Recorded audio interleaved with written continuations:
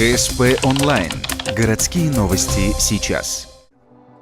Пятница, 9 утра. Глава Коми Сергей Гапликов инспектирует ухтинские объекты по программе переселения из ветхого и аварийного жилья. В программе 2 возводящихся дома в поселке Ветлосян и в Урмызе. В обоих работы идут полным ходом.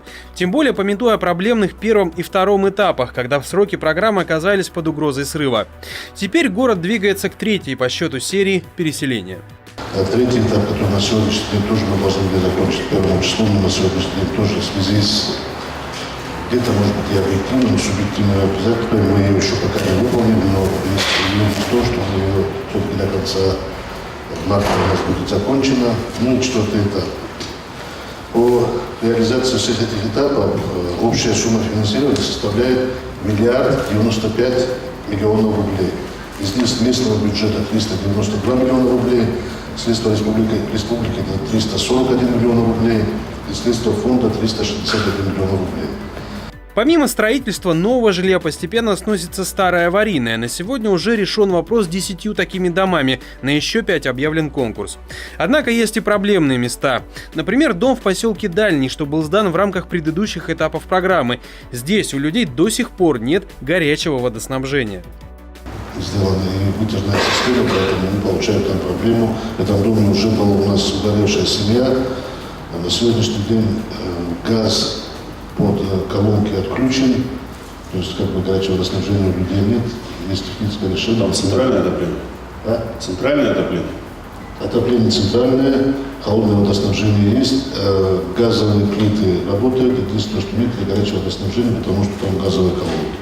Есть предложение решить вопрос установкой электрических водонагревателей вместо колонок, но кто за это заплатит?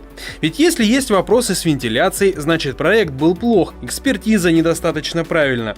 Глава призвал выяснить, кто делал проект, проводил экспертизу, был заказчиком. Дескать, с какой стати они должны жить в теплых домах, а люди мучатся?